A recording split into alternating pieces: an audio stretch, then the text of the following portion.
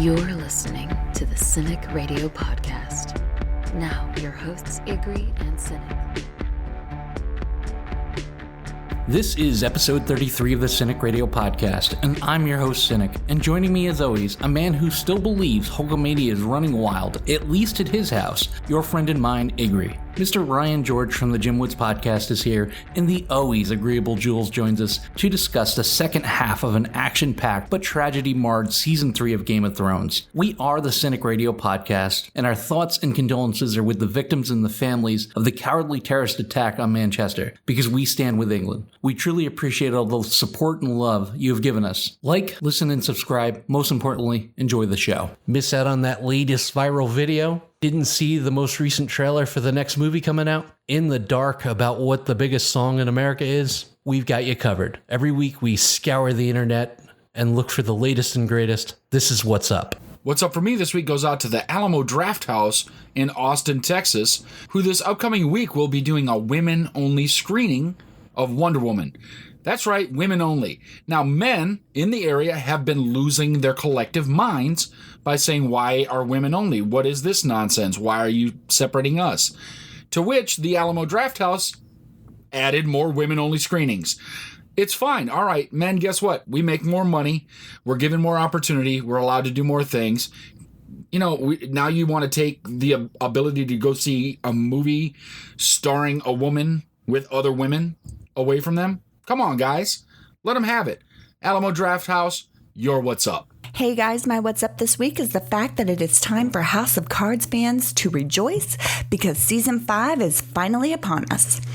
It's been a long wait since Season 4 dropped in March 2016, and I'm dying to see just what chaos will descend upon everyone, courtesy of Frank and Claire Underwood, looking to distract the American people away from the impending scandal of Frank's involvement in a certain character's untimely death, and the web of lies that were spun ever since to cover up the myriad of deceptions the Underwoods continue to wield over everyone and everything.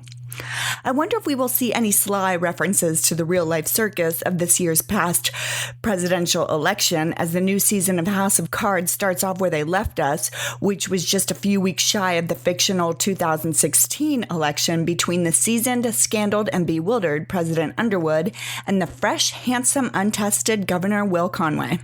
It is sure to be a binge-worthy season, so start that binging on May 30th. Netflix, House of Cards, that's what's up. What's up for me this week is the return of Tracy Morgan in his new Netflix comedy special, Staying Alive. In all honesty, this special should have never happened, and in a world where so many bad things happen daily, it hasn't even been 2 years since that tragic accident that he was involved in. And by all accounts, we had lost him. Suffering through a coma and a lengthy recovery, learning how to walk again, Tracy has a certain vulnerability and a new perspective on life, and a boatload of Walmart cash, which I love that he absolutely mocks. With a new wife and a new baby, and a new purpose, he's not only made me laugh for an hour, but I was truly thankful just to hear his voice again. Once in a while, good things do happen. You can find Staying Alive on Netflix, and it's as funny as anything out there. I loved it. Tracy Morgan, sir, for this week, you're What's Up. Like I said last week, Season 3 is so jam-packed that we're going to have to take a second look at the back half of this game-changing season. Pun intended. IG. Sam shows Gilly his glass dagger. She seems less than impressed with it. Do you think Sam should have waited till it was possibly warmer climates to start waving his dagger around? Yeah, it might have shrunk a little bit from the temperatures, a little bit. We've all been in the pool. Every man knows that they've been in the pool. You know, don't judge me now. Let's get in the sauna for a bit and then we'll check again. It was kind of a moment that it does transfer to other places, but you know, Dragonglass it's not something a lot of people know about, so she might, it's like, oh, you have a shiny piece of coal. Great. What now? Have you ever done that, though? Have you ever showed somebody something and you wanted them to be so impressed with you and they were just kind of like, meh? Yeah, I've shown you things and you were like, yeah, great, thanks. Oh, wow, man. Another tattoo. Yeah. That's awesome. Awesome. Hey. You're loyal? Good on you. Yeah. Your arms are covered in them, but you needed more, right, dude? Right? You're loyal and you're brave. Yet you didn't stop being your crow when you walked into Mance Rayder's camp. Jules. Ygritte reveals to Jon Snow that she knows that he's still loyal to the Night's Watch, but she's his girl, and he's going to stay loyal to her. Was there any chance of that? Was there any chance of him staying loyal to Mance Rayder's army? No, but I definitely think that Ygritte made him question and see things in a different manner. I mean, I do believe he fell in love with her, and I think he wanted things to work out, but I don't think he was ever not a crow. How about you, IG? Do you think crows before hoes? Yeah, I think definitely. I think he might have tried to find a way to sneak her into town and keep her there and keep her safe, but he wasn't giving up the black. Not at this point, that's for sure. Ryan, I see darkness in you, and in that darkness, eyes are staring back at me. Brown, blue, green, eyes that you will shut forever, probably by throwing under a bus. We will meet again. The lady in red buys Gendry from the Brotherhood without banners. Arya's reaction is both honest, brutal, and frankly scary. Do you think it's time that Westeros stops underestimating Arya Stark? Yeah, it's hard to say. I think she's kind of like she's like this ball of untapped potential. So I guess it's easy to underestimate her or take her lightly because she isn't quite, she hasn't developed into what she can become. Whether it be whatever it is, there are so many avenues she can take. But I think that you can see just by the decisions she makes and the choices she makes and her kind of poise at her age that there's a lot there, and she could potentially be, do something spectacular. But yeah, it's like you can still maybe you can still take her lightly because she's not polished yet, or not nearly polished yet. She does have a lot of drive, though. You can tell that she's a doer. She's not a say something and maybe somebody else will do something. She's going to get stuff done on her own. You can tell that she's got the drive in her. I mean, just based off that look that the Red Woman gave Arya, she knew the dangers for real. A great action-packed scene is Jon Snow and the Wildling bunch scale the 700-foot ice-covered wall. IG, did that give you any flashbacks from climbing the ropes in gym class in Minnesota? Oh, my God. It totally did. I mean, you're up there, 20 feet in the air, and you look down, and you're like, I'm going to die today. Today's the day. 20 feet? That's... Did any of you guys even get a hint of CGI, though, in that scene? Because I didn't. I was really happy with the way that they did it. Yeah, it was hard to tell that it was even CGI. I mean, it looked like it might have been a real prop, and it wasn't. It might have been shot Batman style, where they just turned the camera sideways, quite honestly. But it worked. It was an amazing scene. It was really well done. It was beautiful to look at. I was very impressed. Yeah, this was no Rick on the top of the garbage heap in Walking Dead. Oh, my God. That was so awful. Worst CGI ever. Should I do that more like the comic book guy? Worst CGI ever. You're in no position to insist. I hope you'd learned that lesson by overplaying your position. Roose Bolton plans on setting Jaime free, and he's awfully chummy with someone who he's supposed to be at war with. Ryan, did you get the sense that maybe Roose has lost faith in the young wolf, the young wolf's cause, or maybe there's something devious afoot? I think we can start to see that Robb, Robb has a lot of success early on, but then we start to see that he makes some poor choices, he has some missteps, some setbacks.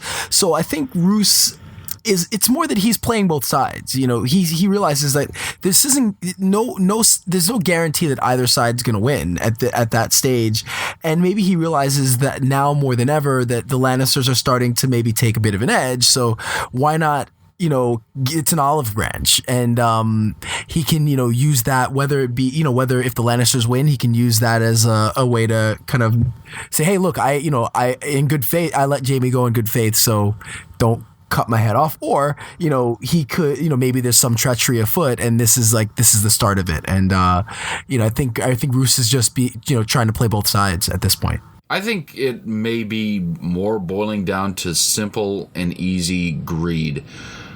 Quite honestly, I think he was bought. I think the Lannisters got to him a little bit. I think Tywin sent a raven or somehow a messenger, and they bought him because I think House Bolton isn't as big or powerful as some of these other houses, and he's finding a way to embolden himself financially. I think it's simple greed. Yeah, I mean, he is for sale. He got paid to marry his wife, and he picked the fattest one because he was getting paid in her weight in silver. So he was definitely, his loyalties were definitely up for sale. Do you deny them? Oh, not at all. He's a sword swallower through and through. An epic showdown between the Queen of Thorns and Tywin as they dispute family stains. Why Loras shouldn't marry Cersei. Based off of that scene and everything else we've seen from Tywin, IG, is there anyone who could stand up to the force of nature, which is Tywin Lannister? My goodness, that guy just does not care. He is set in his ways, and he's quite often right. And it's hard to argue with the logic that comes out of Tywin, because it makes sense. As hurtful and as tough as some of those things may be from time to time, it makes sense. It works. So he's a force to be reckoned with, and I'm not sure that anybody can stand up to him. Not even the Queen of Thorns, and she's a tough old lady. And I think that she's not having the best of luck. Yeah, he didn't give one thought. He just picked up the pen. He's like, all right, well, I'll put Loras in the King's Guard, and then he can't marry anybody. He's got to give up his titles, and I guess I win. Is the position, Jules, of hand just the ultimate I win button? Not necessarily the ultimate I win button. I think we've seen that with Jon Arryn and Ned Stark.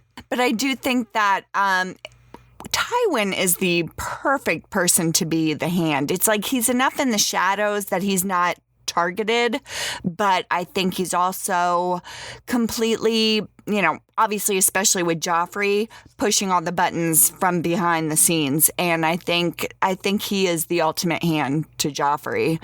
But I think as far as going up against Lady Olenna, that is a formidable opponent. And they really were going head to head. It was you had to kind of try to figure out who was going to win in this battle. It was a pretty awesome scene between both of them. Well, you kind of said it right, though, because the difference between Tywin being hand and the other hands you mentioned is there was no loyalty based on family to either of them. Because Aaron, he's Jon Arryn. He's from the Vale, right? So he was Robert Baratheon's hand first. No family. And then it was Ned Stark. No family. And then Ned Stark to Joffrey Baratheon. Ned Stark to Joffrey Baratheon, no family. But now this is his grandfather. And are you going to go kill your own grandfather because he called you a whiny little brat? Probably not, especially since he's got all your family's money. He's the one that makes the decision on whether or not you can have any. He controls all the troops. That's all him. So any power that Joffrey wants to enact is going to have to go through Tywin anyway. So being the hand can be the ultimate trump card if you're in the right situation. So at this point, Tywin may as well be king. Oh, for sure. Tywin's intimidating he is amazingly intimidating. I mean, when you see him in a scene with Joffrey, even though we all know he's king, he is just reduced to just a minuscule nothing. And Tywin handily has everything at his power to just shut Joffrey down, and it's amazing to watch. It's a rare enough thing when a man lives up to his reputation. Tyrion and Cersei commiserate over their current predicament with their forced marriages coming up. Tyrion pushes Cersei on who tried to have him killed. She finally inadvertently kind of cops to the fact that it was Joffrey. Out of the 4 participants, Jules, who's getting the worst end of the arranged marriages? Is it Cersei, Loras, Sansa, or Tyrion? I guess I want to say Cersei because she's already had to put up with a bunch of shit from Robert. It's like she's already paid her dues in my perspective. It's like I've already done my time. But I'm going to go ahead and go with Sansa just because she thought there was a light at the end of the tunnel, maybe being with Loras because she doesn't know the whole background there, but she got that ripped out from under her too. So she just keeps getting kicked in the stomach over and over. I guess I'll go ahead and go with Sansa. On the road to the phrase for Edmund's wedding, Kat once again voices how she believes the phrase just won't let this go. Ryan, is that the experience of wisdom? And can you name one situation where you fought tooth and nail with your mom and she was right all along? God, yeah, should have given me. It's always Ryan. Should have given me that question in advance. No, it's definitely wisdom. I think we know she knows Walder Frey's not to be trusted, and she knows that they really, I mean, it was one of the worst slights you could, pull on him.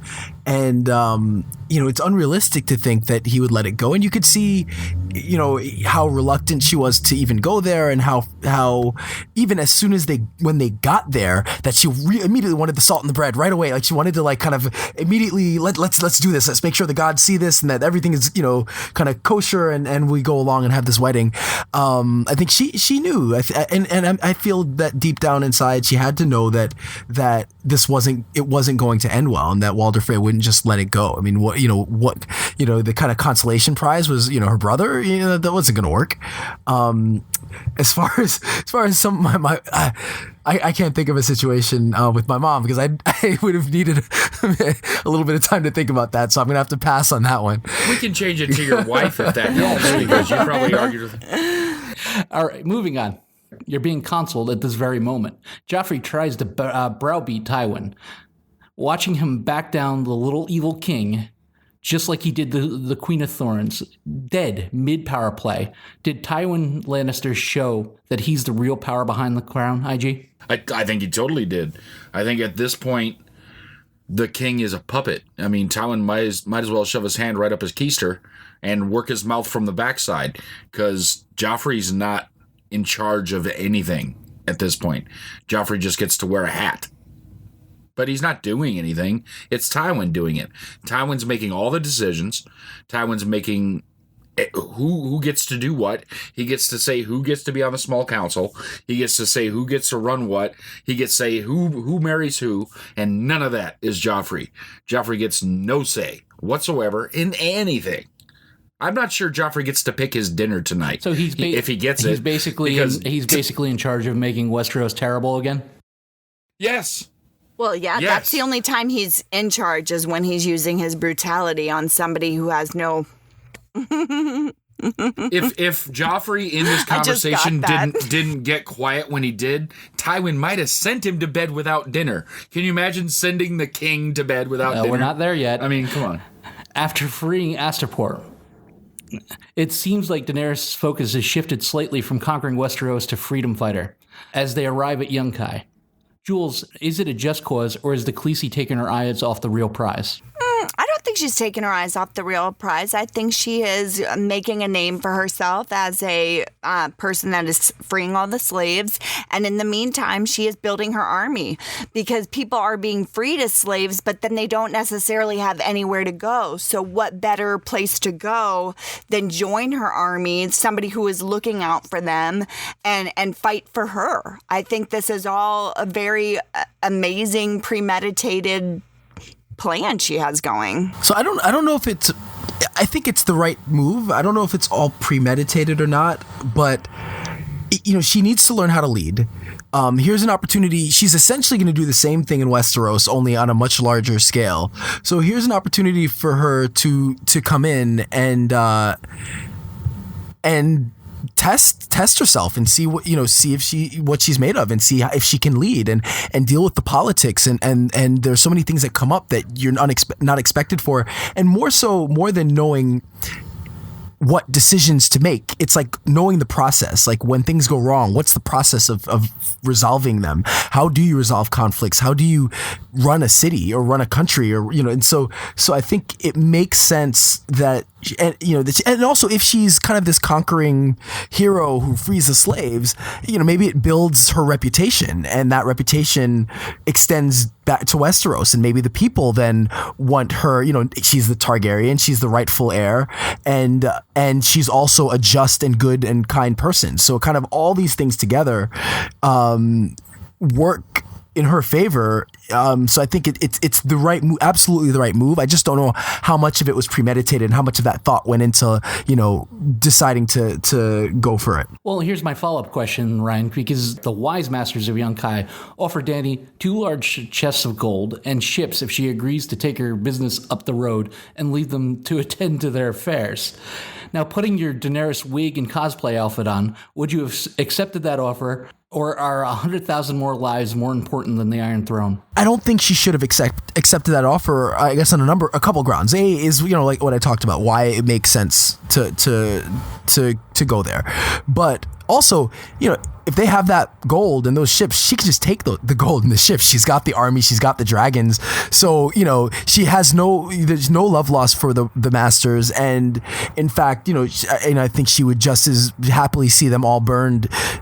So I don't think that offer is meaningless, because if they have the gold in the ships, she could just take the gold in the ships. It's and she can also free the slaves. So I don't think I think there's only one choice in this that really makes any sense.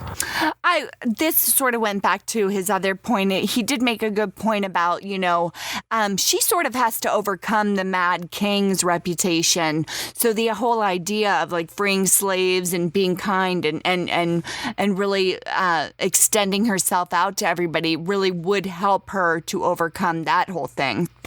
So I do agree with Ryan. I really do. My goodness. And in other news, IGU had one job, and the Brotherhood Without Banners loses Arya. Arya, who runs off and ends up getting rescued, kidnapped. Who knows? At this point, who's she better off? Is she better off on her own? Is she better off with the Hound? Or was she better off with the Brotherhood Without Banners? That's an interesting question, because I think arguments could be made for all three directions. I think the least good she would be is on her own. I think she would survive, but she wouldn't thrive. I think the Brotherhood would protect her, and they would kind of almost allow her to be a part of them, but it would limit her into where she could go. So quite honestly, I think the best choice of those three is with the Hound, because the Hound is moving somewhere. He's going to try and get her somewhere. And maybe it's not necessarily where she wants to go. Maybe it's not the right place. But they're going somewhere, and that's going to get her closer to something. Be it her brother, be it the Eyrie, somewhere. She's going somewhere. And I think if she'd have stayed with the Brotherhood, they aren't going anywhere. They're kind of like Robin Hood and his merry men, and they're just going to hang out in Sherwood Forest and protect that little area of land. That's what the Brotherhood seems like they're doing to me. And Arya would just have to focus more on survival by herself. So I'm going to have to go with the Hound. Back over at Theon's Disney World vacation, would you say it's your most precious part? Theon's still unnamed capture makes the ugliest cut of them all. Jules, being a guy, it was one of the most horrific things I've ever witnessed, but being a female viewer and not being as close to the situation as I am, did Theon reek what he sowed? Nice. Nice. Oh, man.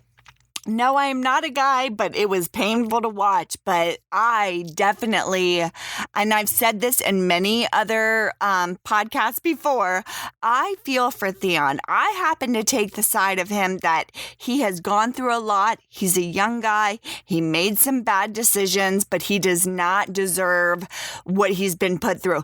And I'm saying he didn't deserve to have his hands nailed to that, the X that represents the Boltons. But this, if I didn't think he deserved that, I way do not think he deserves any of this. I really, really, really feel like this is just unmitigated torture of the worst degree, and I feel for him on every level.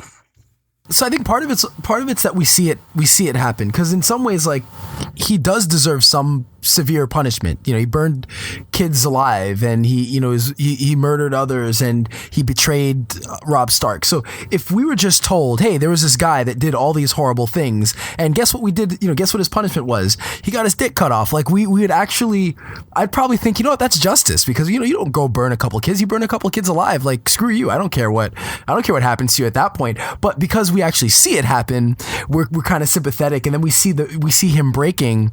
And yeah, obviously as a guy, like, it's the worst thing you could possibly do to somebody. But at some point, enough bad actions kind of warrant something, justice or something bad to happen to you. So I think while it sucks, and I think they do a great job of making you feel bad for Theon, I think he's also just a shitty person. Like he was raised in large part by Ned Stark, and all of his other kids came out pretty good. So Theon coming out like that, like he just might be a bad person. So I feel bad. It sucks. He's completely conflicted. He's a conflicted person. Yeah, but okay. So I would say this. I would agree with Theon betraying Robb Stark, right? Let's say he was taken as a child. He's you could look at it as being kidnapped or whatever. It was against his will, he's against his dad's will, however you want to look at it. So yes, I could see him, kind of maybe thinking he's brainwashed, and he goes back to his father and he wants to win his father's, he kind of wants to get back in his favor and be his heir, and he's Ironborn, and so I can see him betraying Robb, but it still doesn't make up for how shitty of a person he is. Like, you can be conflicted and not be a bad person, and up until his capture, he was still a shitty person. Like, his actions all showed that he was pretty much a sociopath. And I can sympathize with again the conflict and the internal conflict, but that doesn't make up for his other action. All right, Ryan, while what you're saying has validity, at what point is it enough? Because he's lost. They started with a finger. They're doing other things to him. They've got him nailed to that thing. At what point now, for what he's done, for the shitty things he's done, at what point is it like, okay, now you've done crossed the bridge? So that's the question, right? Because like if we didn't see it, then we might say, yeah, that's fine. But because we're seeing it, I don't know. I don't know what he deserved. I think he would have deserved just a quick death, or that would be maybe more appropriate rather than the torture. I think torture. I mean, he did some pretty hurtful and bad things up at Winterfell, but I mean, the people that probably actually suffered the most of the things that they were doing were the clones, the burned people that were supposed to represent the Stark children. Right, like Theon didn't burn them. Theon didn't do that. It was people that he got from the Iron Islands that did that. Theon did kill Sir they're Podrick. under his command, so that becomes his. And yes, he killed Sir Podrick, but he killed him very quickly. And then he's been being tortured, and then he was let go, and then brought back, and and now they're cutting his unit off. I mean, at some point, it's past. Yeah, he deserves that because he's been a jerk, and all right, now we've gone a little bit too far. I mean, it's like, just like our judicial system here, like, sometimes it's like, did they really deserve that? That's a little excessive. I agree. I think that when it comes to his actions, like, I don't think he deserved all that he got from that he's gotten. That's extreme. But I'm just saying, kind of like, as a human, if I'm told what he does, I'd be like, fuck him. He could get all that. Let him get tortured. But it's not necessarily the right thing. Yeah, but an argument can be made that he changed the course of that war and everything that happened. I mean, not to get ahead of the podcast, but the big event to come, he might have been directly responsible for that because he might have undermined Robb's ability to lead enough for Roose to do what he does later, and later in the show. He also is responsible for the death of everybody at Winterfell. He's also responsible for the upset of the North and the power struggle in the North, which caused thousands upon thousands of people to die. So I don't know if that's even close to enough to of punishment for the lives that he cost, because it's kind of like the butterfly effect. He did what he did with Winterfell, and it went all over Westeros because it changed the course of everything. Yeah, I see what you're saying. I'm just saying that normally it would be death instead of just elongated. Cycle, yeah. See how many things we can cut off you and still keep you alive. Sorry about the sapphires. Jamie's lie to save Brienne comes back to haunt her, as they believe her family to be richer than expected, and they turn down the ransom request. Locke decides to reenact the maiden fair and the bear with a real-life bear. Jamie jumps in to save her, and they barely both escape. Ryan, we understand his motivation, But what was Jaime's reasoning? I mean, it's a goddamn bear. What possible reason could he have to risk his life for Brienne in such a way? I mean, the only thing they had, the two of them down there, was a wooden sword. What do you think his reasoning was for jumping in that pit? He cares about her more than he would want to let on. I think we talked about that last week. That I think deep down, Jaime, even in spite of his actions, he's a good person, and that his actions seem to be meant to hide that, or to be kind of serve as like a mask that, you know, that he's really this cocky, arrogant, snarky kind of asshole, but he's not. He's actually a good person, and this is one of those times. This is where that, you know, it kind of betrayed that false identity.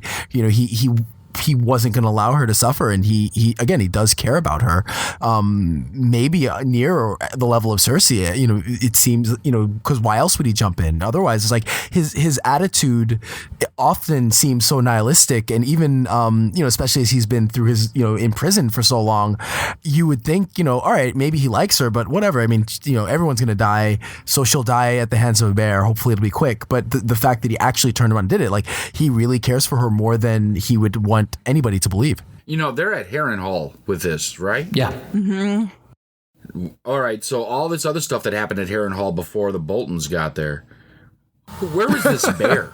Right? Like, This bear like they came have out of nowhere. it's almost like a Roman Colosseum on a smaller scale, where they're all up around this, and there's this nice little area, and there's a bear there. You know, was that bear always there? Do they cart in different animals? And today you will fight the tiger. Where did this bear come from? Or how about when Locke gives out the order, like, hey guys, we need a bear for tonight's entertainment. Who wants to draw that duty? How the hell are you going to get a bear back then? Yeah, right. You know, it's like, no. Black bear is not best. Go get a grizzly bear. Go get a... Right. All I can find is a black bear. There's only black bears here. We got to go to the other continent. Someday, I'm going to put a sword through your eye and out the back of your skull. The dog brings Arya towards the twins to sell her back to her mom and her brother. IG, let's take a minute to talk about the girl and the hound. Are they the world's biggest frenemies? And are they both more alike than they realize? I think that's hits it right on the head, quite honestly. Because they both are strong-willed. They both, most of the time, make fairly competent decisions. And they both care about what is right more than people think they do. Because, I mean, I truly believe that the Hound cares about trying to do the right thing. And there's times where I think he has to do the wrong thing. So, like, when he killed the butcher's boy, I don't think he wanted to. But it was his duty, and he was told to do it. And you're going to do it. And I think that they are almost a comical pairing. You know what I mean? They could be like a Laurel and Hardy thing, where they're drastically different, but they're almost soulmates. Just, you know, way too different of an age thing. But they're kindred spirits. That's a better word. Kindred spirits. Back at Dragonstone, the lady in red tells Gendry who his dad is, and Davos is now hooked on phonics. He's learning how to read, but could the princess gave him a harder book to learn on? I mean, Jules, was it like giving a kindergartner Lord of the Rings and telling him, go ahead, kid, figure that shit out? Oh, God. Yes, I mean, I do feel sorry for Davos, but it really put him in the accelerated program, I guess, because he really learned a lot quicker than maybe that ABC book would have done for him. I think that it was fun to watch him learn and get, you know, a few pointers from the young princess there. Yeah, he don't need Elmo. That's for No. sure. He don't need Sesame Street. He don't need to spend any time with Mr. Rogers. You know, put him right there at Advanced Reading 101. And man, Davos is picking it up. So he's a good smart teacher. Guy. He is a street smart. And I think the young princess is a good teacher, and she knows that to challenge him, because he's a smart guy, that the challenge is going to be met.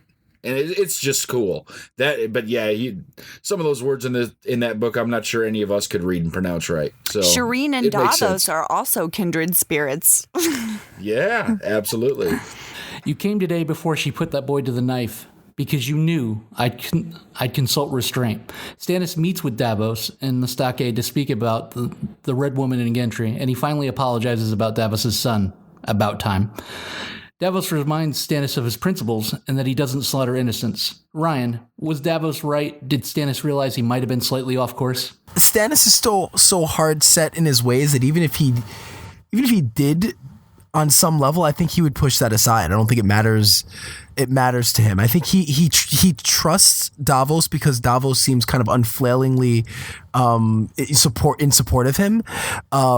But he trusts the Red Woman because she, you know, as he's seen, she has power, and you know, he has blinders on for the throne, and I think he trusts Davos, and he needs his counsel, but he feels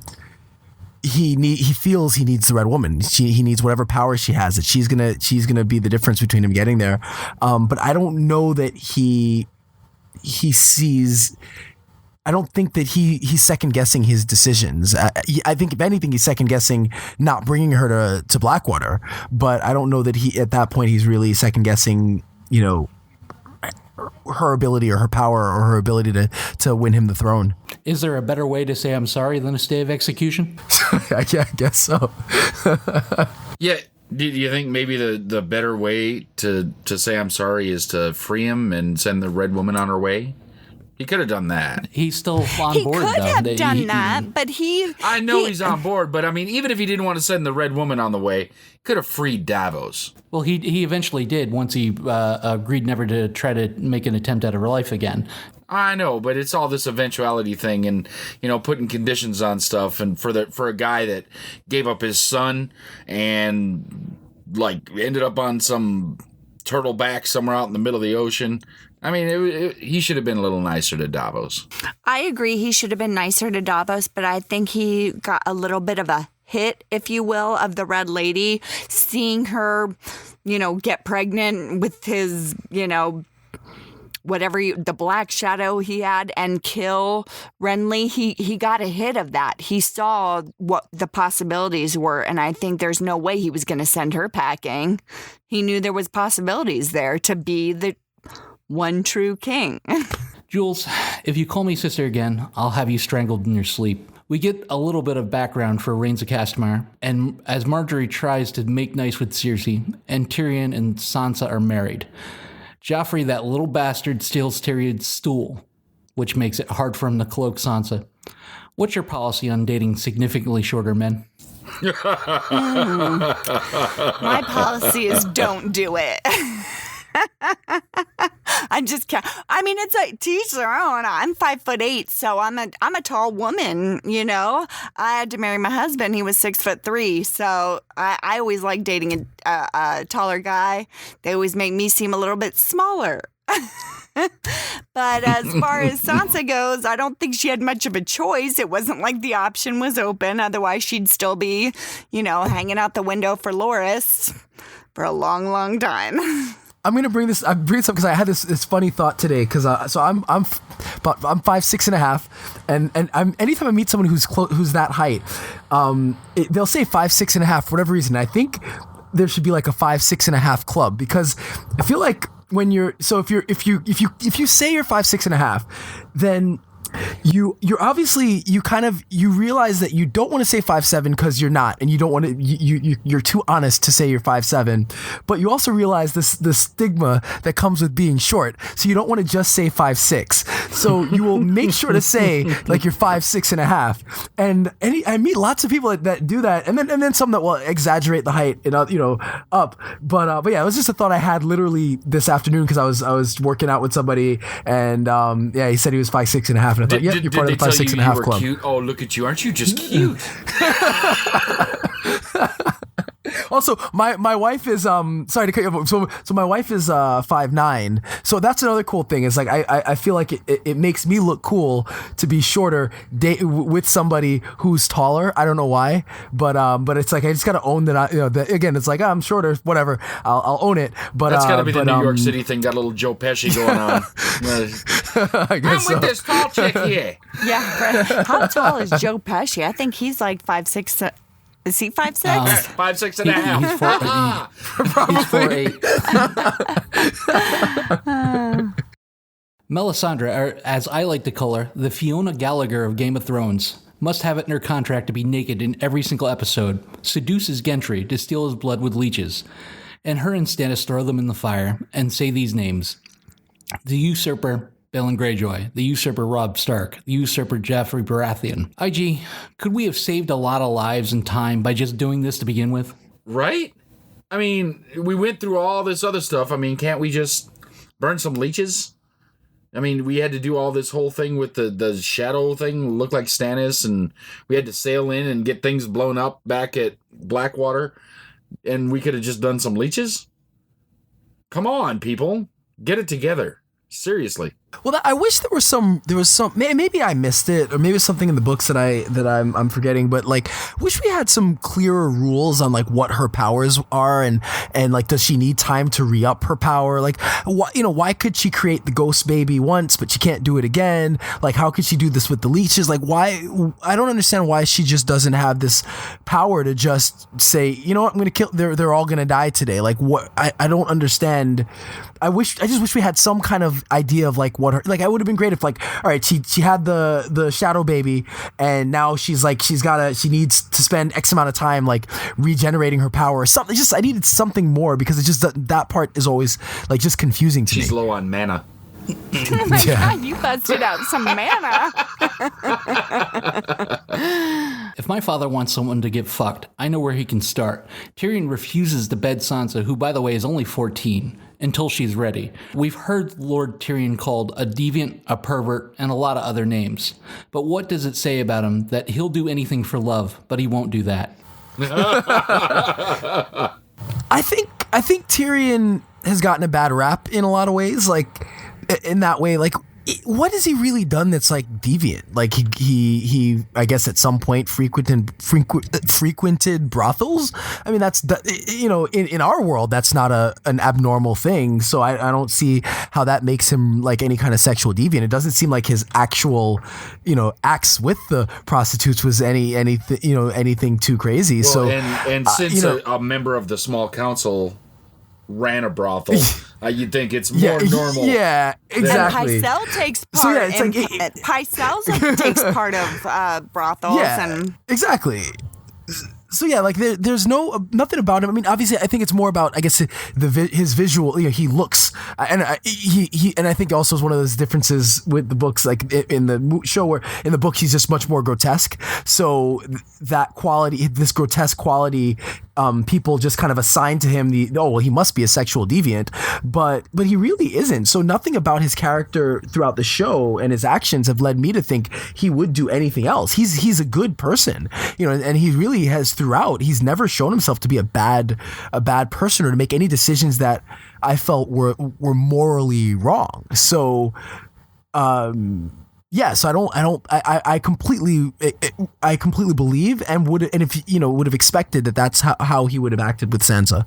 Daario refuses the order to assassinate the Khaleesi and instead kills his comrades and pledges his sword and the Second Sons to her army. Jules, is Daario trustworthy, or is he just a wolf in Dreamboat's clothing? Oh, that was a great question, because it seemed like he was a wolf in Dreamboat's clothing, as you put it.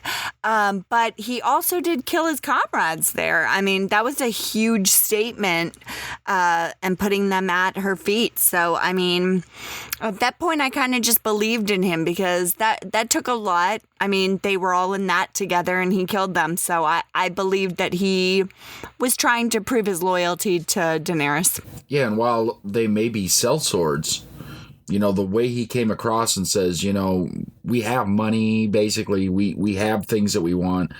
What we don't have is a home or a kingdom, and we see that you can give us that. So it seemed like he was legitimate to me as well. IG, Sam and Gilly are attacked by a lone walker. Sam finally shows a little bit of courage as he actually draws his sword, only to have the walker shatter it as he touched it, which, by the way, was an amazing visual. He then uses the glass dagger and kills the walker, which also was a very cool visual, but runs off without it. Sorry, did you think Sam had it in him? No, I didn't. I thought that was going to be the end of Sam, and that was all we were going to see him, and maybe Gilly would run off with the baby. But it was really well done, and it was good on Sam, and nobody would think that Sam would have any kind of heart. But I think honestly, it's Gilly that brings him out and the baby, because Sam is a good person, but he's a little bit, he's been put down his whole life. He's not the first son. He's not the heir to his land, so he was sent to take the black. And it was an unwilling thing, but he knows that that's what he had to do. And given a true chance to be honorable, that's exactly what he did, was be honorable. And I can say nothing better about the man. He did what needed to be done at the right moment. These other times where it looked like he was in cowardice, he was there with the rest of the Night's Watch, who also ran away from him. So they weren't even doing the honorable thing in protecting their brother, because they're supposed to be brothers of the Night Watch. They're supposed to look out for each other, and they weren't. They weren't looking out for Sam. Sam had to trudge around on his own, finally got back to him, and then ran off again, but ran back toward Castle Black. And then this happens, and he stands up and protects her and keeps trying. So it was amazing. It was quite simply amazing. It is always good when the little guy stands up and protects the people around him. Ryan, show him what it is to lose what they love. King Robb finally has to bend a knee to his mother and admit that he's wrong about many things, and asks her advice about attacking Casterly Rock, which she approves.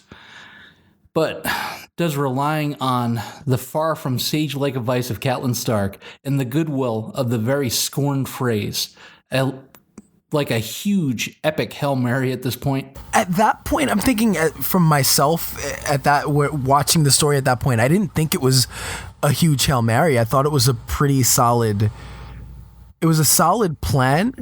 I think there was just the question of the phrase and if he wasn't so Stark-like, he should have married one of the Freys, married the Frey daughter, and then figure out the stuff, figure out everything else later. Like even if he meant he would divorce her or kill her or whatever, however you need to get rid of her so he could marry his true love. Like, you got to go through with it with the phrase. I think that was a big mistake. But I don't. At that stage, I don't know that I didn't feel like it was a Hail Mary, so I can't say, in hindsight, sure, it was a huge Hail Mary, but I think at the time I didn't think it was, so I would say that no, it's not.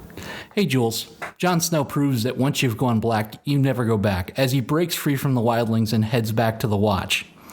He gets 3 arrows on his way out the door from the fiery red head. Does it prove that love not only stinks, but Ygritte is a bad breaker-upper? No, I definitely think that Ygritte is in love with Jon, and I think that she's a wildling, and he's going to pay the price. I mean, she was hurt. She's devastated. She thought he had made a difference. She thought she made a connection. She was his and he was hers, and so yeah. Sometimes people are bad breaker-uppers. he betrayed her more than anything else. If he were to say, find a way to go back to Castle Black and at least try to convince her to go with him, I think the fact is that I think she realized in that moment that his heart belonged with the Night's Watch, for lack of a better phrase or wording,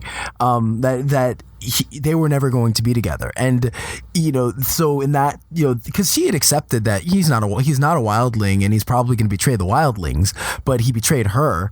And I think that for her, she was in love with him, and I think he was in love with her too, but he was going to follow, he had his duty to the Watch, and he was never going to stray from that. And I think she was incredibly hurt. And then being as fiery as she is, and at that stage, like, well, he's never going to be with me, so he won't be with anyone. I'm going to, and at that point, it's, she's going to kill him. But yeah, I think it's that he really betrayed her. And he, even if, like I said, if he would have said to her, look, I'm a man of the Night's Watch, come with me, I think that would have gone over better than, just like, look, I got to go. And pretending to be a part of the wildlings, pretending that he had made the change and he was going to be a part of them. I would argue that Ygritte is such a great archer, though, that she could have killed him very easily. Well, Tormund said the same. Chose not to. Yeah, Tormund called her out on it. He said, if you hit him with 3 arrows, you would have killed him if you wanted to. Yeah. So I think that she was hurt, but she didn't want to kill him. She just wanted to hurt him. Absolutely. And Now, do you think it was a conscious thing, or do you think kind of subconsciously she didn't want to kill him? I think it was conscious. I think it was totally conscious. I think she meant to just hurt him because she couldn't bear to kill him. Even in one scene, John was talking to her, and she had an arrow on a deer, and he was like, "Oh, that's too far away. You'll never get it." And the next thing you see is them carrying this dead deer. She is a spot-on archer. She knew she could kill him. She didn't want to. I mean, there was that. She still loved him. If you've ever been in love, you have that hatred for that person, but there's still that love. Like it's definitely, you could tell she didn't exactly want. There were possibly still hope, maybe. I don't know, because the thing with Ygritte is that she's the anti-Gilly.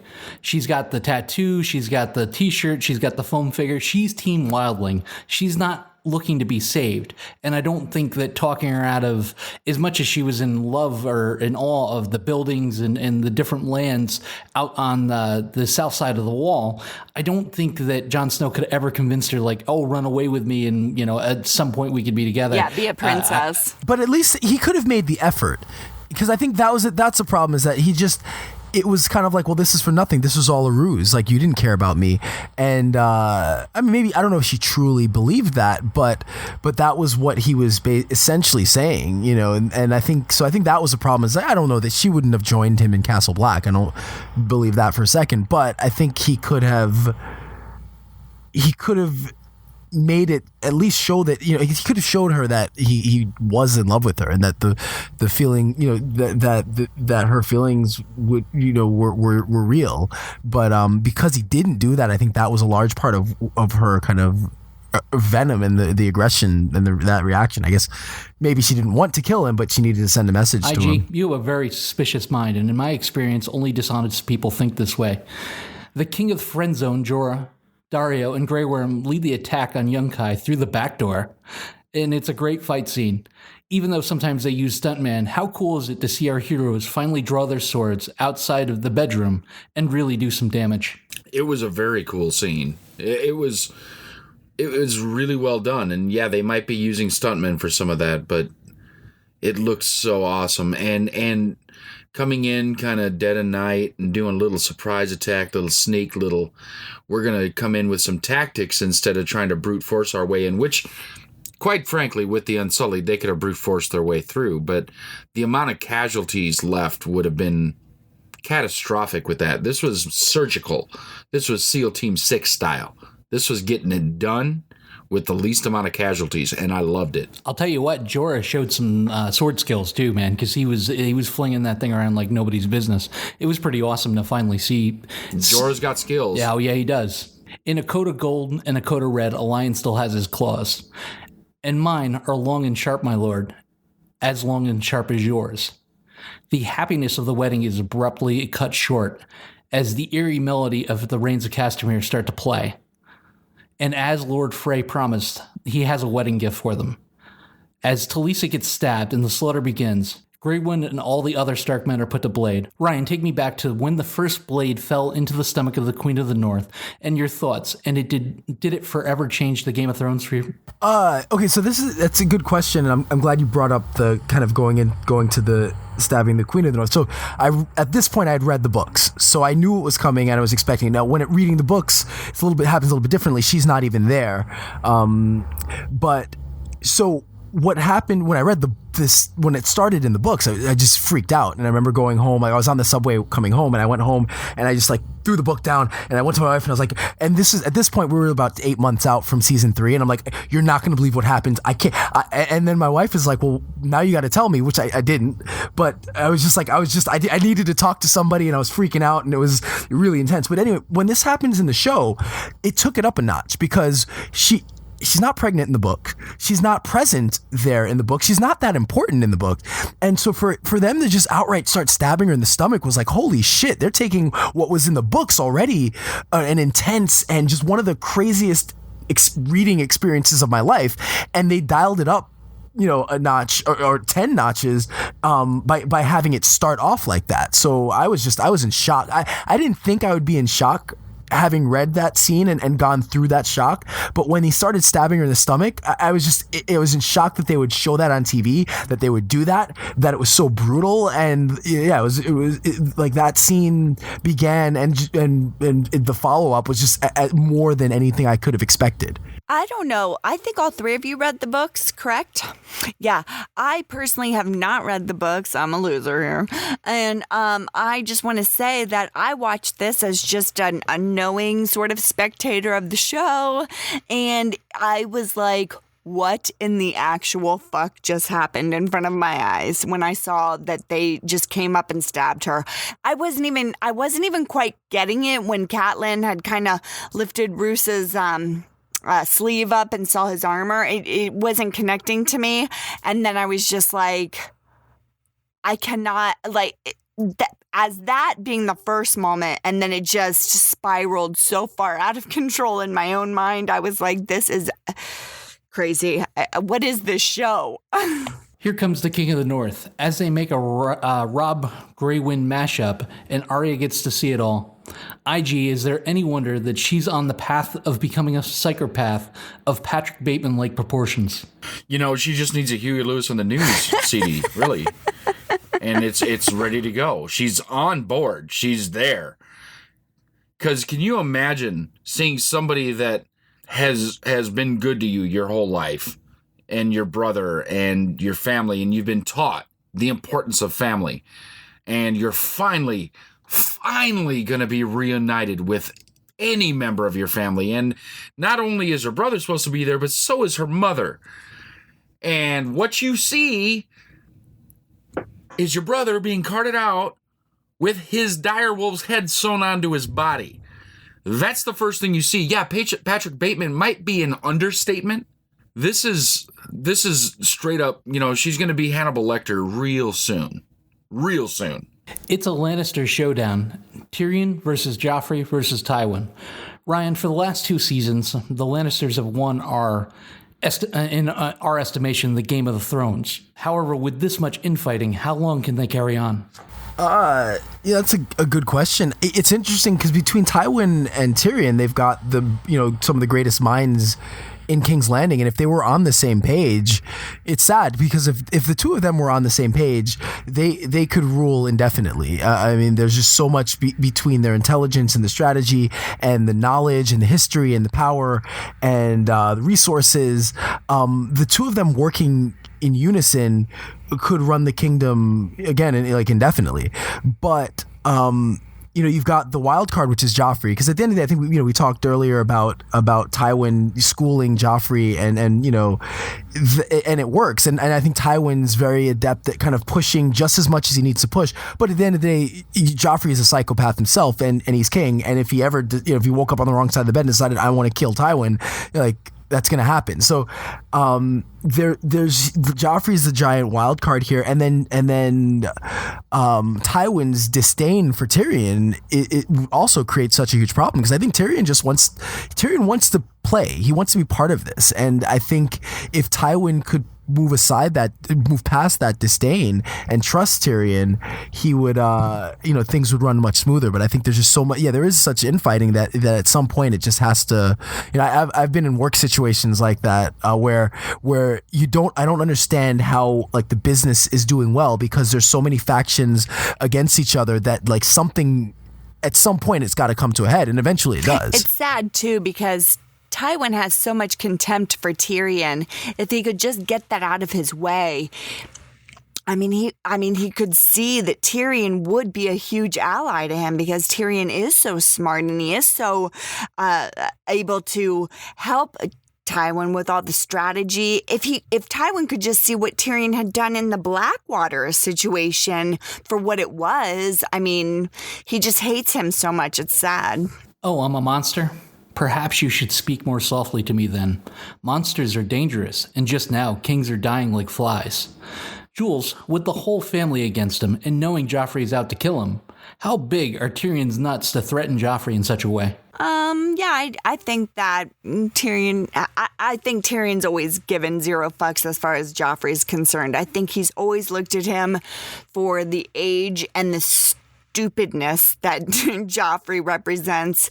And I've said this before, I feel like Tyrion's the only one who's ever put Joffrey in his place, really, and slapped him around, if you will, and has told him, you're an idiot. So, yeah, I think he has big balls because I think he just doesn't care. I think he knows that somebody needs to tell Joffrey he's a piece of shit. I can answer that question, by the way, with a very good quote from our other show, The Walking Dead, when Negan said, beach ball size lady nuts. Yeah. That would apply perfectly to Tyrion right It's here. true. You just sent the most powerful man in Westeros to bed without his supper. IG, Joffrey is clearly out of control. Why hasn't Tywin reeled him in? Because he's becoming a giant liability. I think Tywin hasn't reeled him in because I think he isn't quite sure, because he's been off fighting until very recently, isn't quite sure what he's dealing with, and he needs to get a better feel for the spoiled nonsense that Joffrey will spew from his face hole on a regular basis.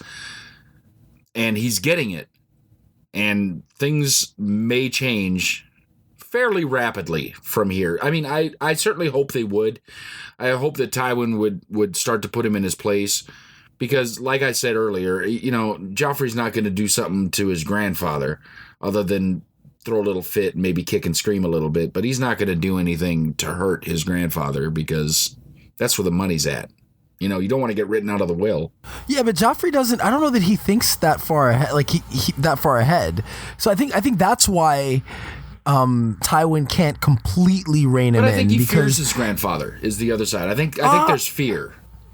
I think there. You're right. There is a natural fear of just Tywin. Tywin's just this imposing presence, so he fears him. He fears him as his grandfather. But the problem is just Joffrey is so impulsive and unpredictable that all it takes is one moment of hubris to have everything come crashing down. So I think Tywin realizes that he has to handle it carefully, because you don't want to spark that little thing in Joffrey again, that where he's like, well, I'm king, I can do what I want, I don't have to listen to you. And he has his moments with Cersei and with Tywin where you see the light bulb come off, like, wait, I'm king. You can't tell me. You can't. I run this. But then they're able to put him in his place. But realistically, like, they don't have the power or authority to put him in his place if he doesn't want them to. I think Tywin has done it more successfully than Cersei ever did. Yeah. Well, yeah, he's just much better. He's much smarter than Cersei, and much better at handling situations. And he realizes he knows how to handle Joffrey. Well, I think the motherly love from Cersei gets in the way as well. Where absolutely. Tywin is Tywin, and Tywin has strength, and I think Joffrey respects Tywin that. has shown, even if you're my child, so you're going to do what I tell you to do, because he did it not only to Tyrion, who he has a complete disdain for, but he did it to Cersei, who he doesn't, and. I think he does have some disdain towards Cersei, not to the way that he does for Tyrion. No. So what I'm saying is, Cersei cares for her children, even Joffrey. And while I don't think that Tywin doesn't care, even Tyrion, I think that Tywin is more of a get things done kind of guy, and Cersei is like, get things done as long as my children are happy. And Tywin's more, what's going to protect the Lannister legacy, more so than any individual. Like he would sacrifice any one of them if it meant that the Lannisters' name would be enhanced in some way, or that their legacy would be ensured. Yeah. I think he'd waste no time in sacrificing any of them. It's family over honor for Tywin. Yeah. Honor means nothing as long as the family name lives on and gets stronger. Walder Frey and Roose Bolton amused themselves by talking about how they screwed over the Starks. And as the two worst people in Westeros, in my opinion, are yucking it up about what they did to Robb, it's revealed that Ramsay Bolton is indeed the person torturing Theon. Considering how much was gained from the Boltons and the Freys for their actions at the Red Wedding, Ryan, do you blame them for the betrayal? Absolutely. I think they still betrayed the trust of the Starks, and that has there are consequences to that down the road. So I think that especially in this world and with the rules that are kind of set in this world, they did something that was kind of unspeakable. And they could have just taken their banners and said, you know what, we're switching over, we're switching allegiance to the Lannisters, but they did something far worse. And so, even though they gained, like, what did they gain? Like, realistically, like, let's say they stick with the Starks, like, they either go along and win, or the Lannisters win the war, and the Freys and Boltons pledge fealty to the crown, and that's it. And so I just don't see that they gained so much by the treachery that it was worth it, outside of maybe ending the war early and maybe saving some other lives. But I still don't think it's worth it. And I think that there'll be consequences. I feel like they gained a lot in a sense that it appears that they've knocked out the whole Stark clan. It appears now he's going to be king in the north, and they don't even have to deal with the Starks, and people will be, pledging fealty to them. So it looks like they've come out on top. No, but that's short-sighted though. Because like they don't know who short else term is out there. They feel like they've taken out this whole family because it would appear that way. But no, not even that. Like if the Starks are incredibly respected and popular in the North. So even if you have your sights, let's say you're Roose Bolton and your sights are set on being the Warden of the North, by betraying the Starks, that's not going to endear you to everybody else in the North. Well, so but I don't know. Later it did, because it seems like a lot of Robb's bannermen flocked to the Bolton clan when Robb was no more. And there was a lot of familiar names in the lineup, like Karstark and Umber. Great. Umber, yeah. So there's a reason why these second-tier houses remain second-tier, and the Boltons and the Freys have looked up at the Starks and the Tullys for over 1,000 years now.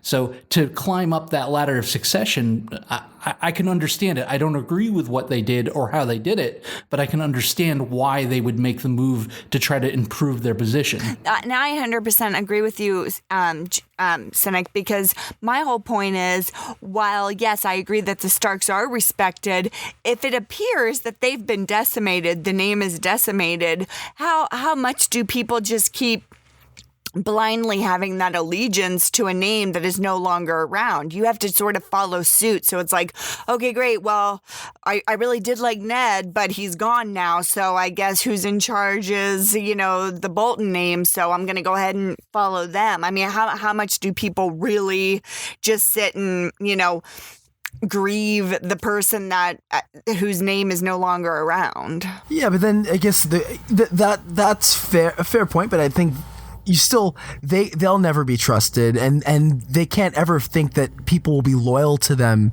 in the way that they were loyal to the Starks. So if there was somebody to come up against them, I just think that it's a short-term gain, and it might be a huge short-term gain, but long-term, I think it does so much damage to to your name that they'll lose out at the end. But I do see the point. Like, yeah, if the Starks are no more and there's an opening and you kind of, there's a vacuum and you're able to kind of go in and take, kind of take that space, then yeah, it makes sense on some level. I see it as still as short-sighted. In the box, you will find Theon's favorite toy. He cried when I took it from him. Ramsay sends a dick in the box to the Greyjoys.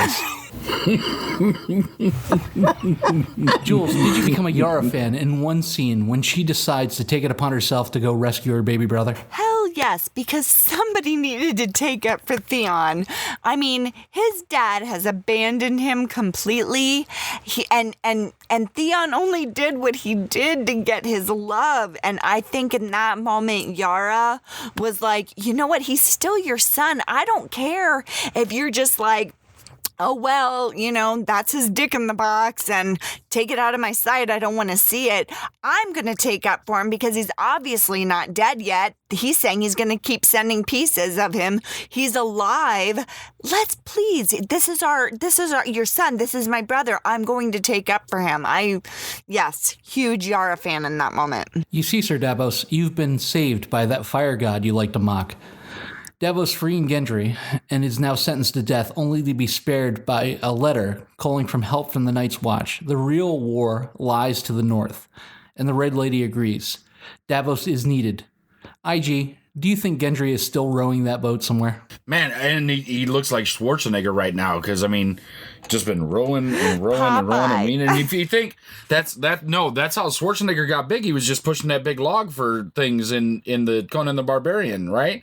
You know, Gilligan's Island's got nothing on Gendry. He is found somewhere that no one knows exists, I think, you know. So he's either that or they're going to run into him eventually over in Essos or something. They're going to find him. He's going to be hanging out in one of the brothels there when they take over Yunkai.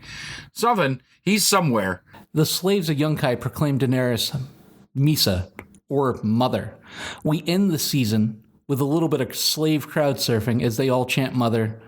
Ryan, your thoughts on the season, the rating, and who your MVP and top house was? All right, MVP, I'm going to give it a tie between Tywin Lannister and also the Queen of Thorns. I just think she's like the best character on the show. So even though she didn't really do much to earn it, I loved her character, and so I'm just going to give that as almost like an honorable mention. But I think Tywin obviously, you know, played his pieces perfectly and was able to put an end to the war. So I don't see how you don't really give it to Tywin. And then I mean, I guess Daenerys would be an honorable mention as well, because obviously she made some huge moves this season. But I would definitely give it to Tywin.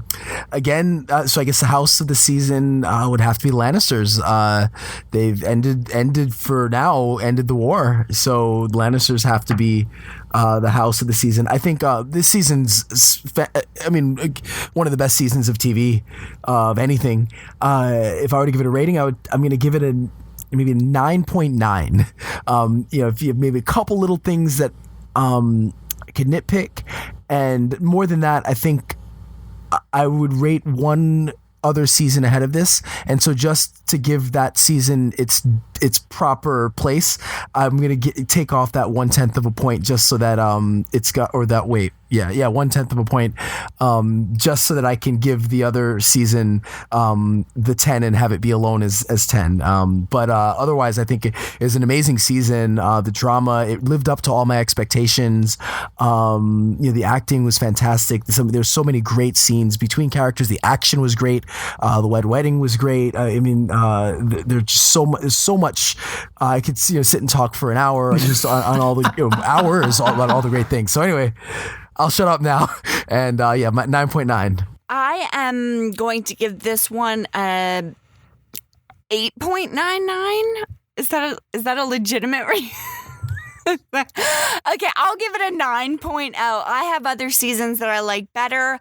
I'm definitely going to go with Daenerys. I stick with Daenerys because I think that even though sometimes her moves are subtle through the season, sometimes they're blatant and bold, I think she's always making huge leaps and bounds through each season. And so I stick with her as my MVP. I also stick with her as my house because I think we're just going to keep seeing it move further and further. I do appreciate Ryan's point on Tywin. He does make great moves in this season, but I'm sticking with Daenerys because she is amazing, and I think we all see that she's just got all her ducks in a row, and we're going to see her make big moves. As much as Ned Stark's murder was an eye-opener for me, Game of Thrones, and showed me that Game of Thrones wasn't my father's TV show, the Red Wedding, to me, was kind of like an end of innocence. It actually stopped me from reading the books for over a year.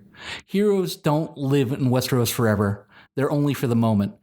As far as the MVP for the season, I want to give it to Daenerys. However, I'm going to give it to Tywin. I mean, he is completely behind the Red Wedding. And the winning house, to me, goes to the Lannister for the third time in a row. I give this season a solid 9, which brings my rating for the season to a 9.5. You couldn't ask for much more in a season. I mean, great ups, great downs. We said goodbye to a lot of important characters. And, I'll forever be Team Young Wolf, even though it got me absolutely nowhere in the end.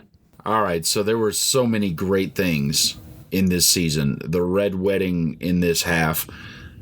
blew me away, and it evoked emotions that don't normally come from any TV show and very few movies. It really hit me and made me feel sorrow for the Stark family. That being said, there are so many other things that show that how this is truly a Game of Thrones, because the pieces were moving on this board.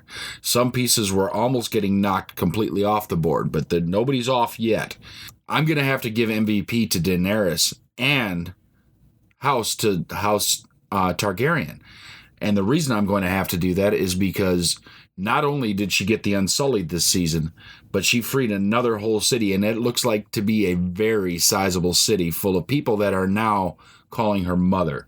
So they have ships, they have gold, and there are literally tens of thousands of people willing to die for her. That is a sizable army, even if they're not trained. Hard to beat those numbers. They got to have it. So we are split, ladies and gentlemen, this week. We are split on the MVP between Tywin and Daenerys. So they are pulling a tie. And so the Lannisters and Targaryens are also pulling a tie. So the first time that it's not the Lannisters winning the house on the Cynic Radio podcast. I'm going to give it a 9 myself. And for the Cynic Radio podcast, so there you go, 9.2 from the Cynic Radio podcast, 3B. Game of Thrones, the last 5 episodes. It's a real fun watch, and if you haven't watched it, start watching this stuff. Get caught up. Season 7, starting July 16th. It's going to be great, and in future weeks, we'll have some more Game of Thrones and some other surprises for you. Go ahead, subscribe, like, and share the Cynic Radio podcast with all your friends and family. Send us your comments and questions, but right now, here comes Really. So now, ladies and gentlemen, boys and girls, children of all ages, it's time for Really. I'd explain it. Just listen. You'll get it. My Really this week goes out to all you keyboard cowboys who make videos denying every single tragedy you don't see with your own 2 eyes. And I'm by no means saying you should believe everything that's told to you or anything that's on the news. But the facts are some of these things really actually do happen to real people with real families, and you're showing zero compassion for them. I would never wish losing someone like this on anyone, but by the random chance it happens to you, I sincerely hope people treat you with more respect than you have the victims of this senseless tragedy. I realize we get lied to by our government and by the news on a daily basis, but because it's not on video or because you didn't see it, doesn't mean it didn't happen. It's as bad form as people who would rather film than help others in need. So I'm going to save us all a lot of heartache in these silly videos. Repeat after me. I am not a counterterrorism expert. I am not a forensics expert. I'm not law enforcement. I am a dude on a computer who still thinks sheeple is a clever and relevant term. So I beg you, please, let them bury their loved ones before you uncover the next big conspiracy for not respecting the victims, for not respecting yourself, and not respecting their families. Really?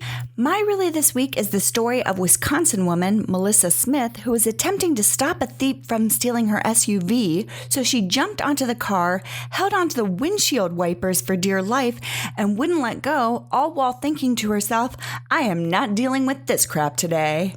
Wow, well, I don't know what other stuff was going on in her life that she picked that moment and that incident to sort of seize control over her life, but while I say kudos to her beach ball-sized lady nuts, I say, girl, you crazy, because you're almost dying over your car, which was more than likely an insured car, and an insured car that is really only just a possession. Your life is not replaceable, and who knows how bad this could have ended, but Melissa was obviously way too much to handle as the thief stopped the car and took off, but left the car in gear, and Melissa had to jump in from the hood of the car. Wow, that's like something out of Dukes of Hazzard. Anyway, Melissa, amazing bravery, but possibly losing your life over not wanting your car stolen? Really? Really for me this week goes out to 2 young South Carolina men, Joseph Andrew Floyd Jr. and Zachary Lloyd Brown.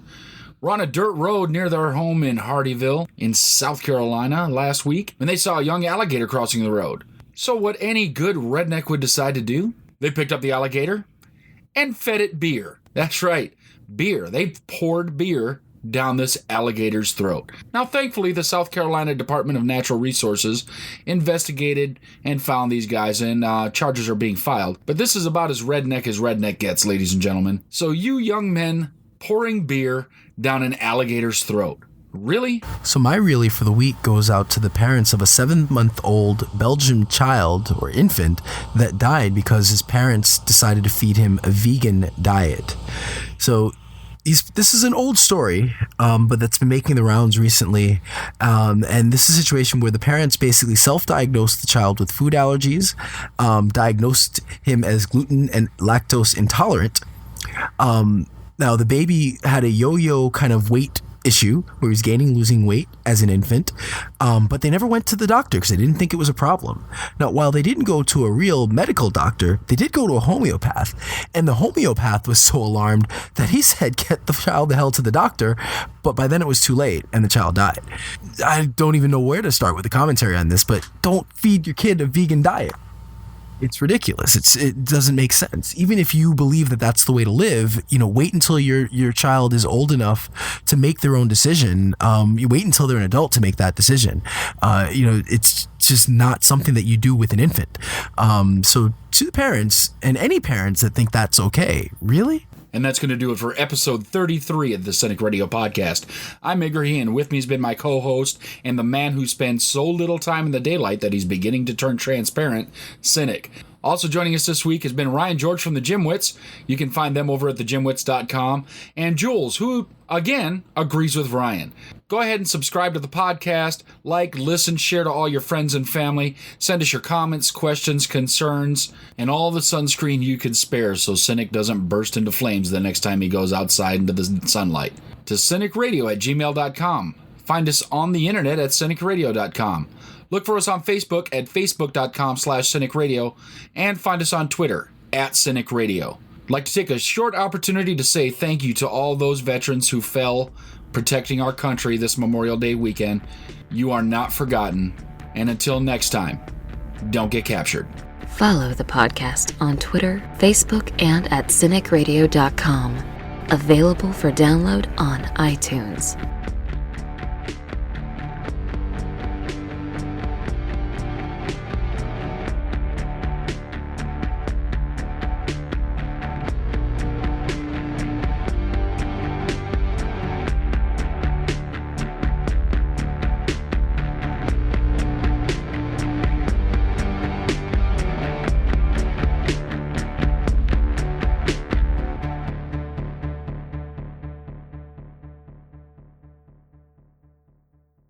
So I do agree with Ryan.